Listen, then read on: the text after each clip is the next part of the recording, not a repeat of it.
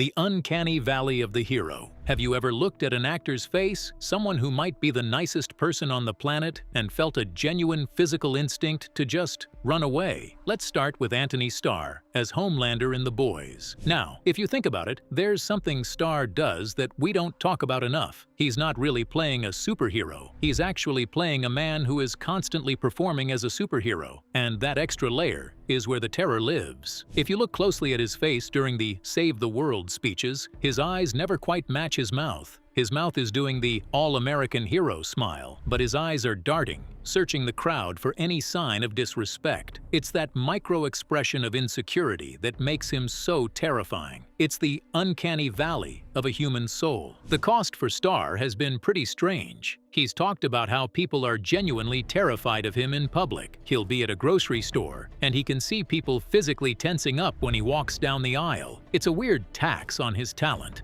He's so good at playing this narcissistic, laser-eyed god that the public has lost the ability to see Antony Starr, the guy from New Zealand who likes dogs. He's become the face of modern corporate anxiety. When you play a villain who represents everything people hate about power, people start to project that hatred onto your actual face. He didn't just play a bad guy. He became the avatar for our collective fear of the people in charge. Now that right there is some pretty good acting. And speaking of good acting, the charismatic monster. We've got someone like Walton Goggins, an actor with so much range he could probably out-charm a cult leader. Now, I wanted to talk about Boyd Crowder from Justified because this is a fascinating case of an actor being too magnetic for the script's own good. In the original pilot, Boyd was supposed to die. He was a white supremacist, a criminal, a guy you were supposed to forget by episode 2. But then Goggins stepped on set. He brought this silver-tongued, southern-fried Shakespearean energy to the role that fundamentally broke the show's math. He was so charming, so weirdly eloquent, that the producers realized they couldn't kill him. They had to keep him around for 6 seasons. But here's the thing about the Goggins paradox. When you make a monster that likable, you create a moral crisis for the audience. We want to watch him. We want to hear him talk. And for Goggins, that meant for years, he was the go-to guy for complex, charismatic racists. He's spoken about how hard it is to shake that. When you're that good at finding the humanity in someone who doesn't deserve it, you start to get typecast in a very specific, very dark corner of Hollywood. He had to fight tooth and nail to show that he could be more than just the guy with the beautiful teeth and the ugly ideology. He played the villain so well that the industry almost forgot he could be the hero, the retirement of a king. But if we're talking about the cost of villainy, we have to talk about Jack Gleason. You know him as Joffrey Baratheon, the most hated teenager in the history of television. I remember watching Game of Thrones and being genuinely impressed by the way Gleason could make his face look so punchable. It sounds mean,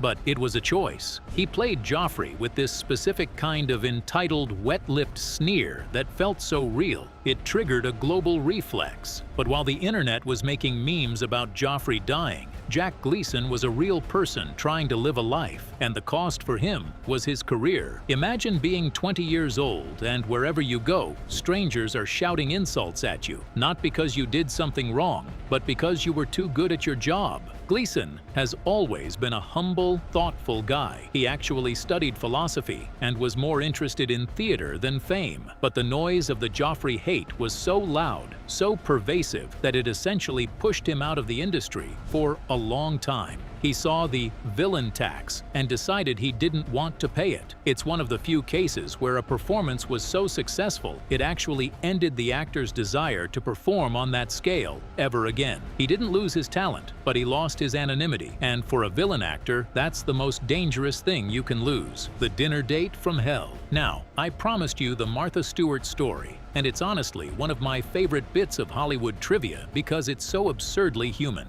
Anthony Hopkins as Hannibal Lecter is, in my opinion, the gold standard for stillness. I noticed when rewatching Silence of the Lambs that Hopkins barely blinks. He tracks Clarice with his eyes while his head stays perfectly still, like a great white shark waiting for a drop of blood in the water. It's a terrifying, predatory, physical choice. And it worked. It worked so well that it ruined his love life. Martha Stewart was actually dating Anthony Hopkins at the time. She's gone on record saying that she had to break up with him because she couldn't stop seeing Hannibal Lecter. She'd look at him across the dinner table, and all she could think about was fava beans and a nice Chianti. Think about that. You're one of the greatest actors of your generation. You've finally found a connection with someone equally successful, and it all falls apart because you were too convincing as a cannibal. That's a level of method that most people don't sign up for. Hopkins won an Oscar, sure, but he lost a girlfriend because his performance was so potent it bled through the screen and into his actual living room. The cold shoulder of the fandom. There's a different kind of price that female villains pay, and Lena Headey's Cersei Lannister is the perfect example. It's wild to me, but there's this weird double standard in pop culture. When a man plays a cool villain like a Darth Vader or a Joker, fans line up to tell them how awesome they are. But when a woman plays a villain who is smart, manipulative, and mean, the reaction is often way more personal. Headey has talked about going to fan conventions where people would literally skip her table. They'd wait in line for hours for the guys who played the heroes, but they'd walk right past her because they couldn't separate her from Cersei. I was looking at a clip of the Walk of Atonement scene, and the sheer vulnerability Headey brings to that moment is incredible. She's stripped of her power, but she still keeps that tiny, defiant spark in her eyes. It's a masterclass. But for a lot of fans, she was just that bitch. The cost for Headey wasn't just typecasting, it was a genuine public cold shoulder. She had to deal with a level of vitriol that was rarely directed at her male co-stars. When you play a villainous mother, you're not just a bad guy, you're a societal taboo. And Headey played it so well that people forgot to be polite to the human being under the wig. The polite predator. Think about the first time you saw Christoph Waltz as Hans Landa in Inglourious Bastards. It's a masterclass in what I like to call weaponized manners. He's sitting in that farmhouse drinking milk, and he's so pleasant. But look at his eyes. While his mouth is talking about dairy and bureaucracy, his eyes are scanning the floorboards like a hawk. Waltz does this thing where he uses multiple languages not to show off, but to dominate the space. Notice the rhythm of his dialogue in that opening. He completely controls the pacing of the conversation, deliberately dragging out syllables and eventually pulling out that ridiculously oversized calabash pipe, just to physically dwarf the farmer's tiny wooden pipe. It's a calculated flex disguised as polite small talk. He's a linguistic gymnast who makes you feel like every word is a trap. The cost for Waltz was immediate. Before this, he was a working actor in Germany for decades, doing solid but quiet work. Suddenly, he's the charming Nazi. Hollywood spent the next 10 years trying to put him back in that exact same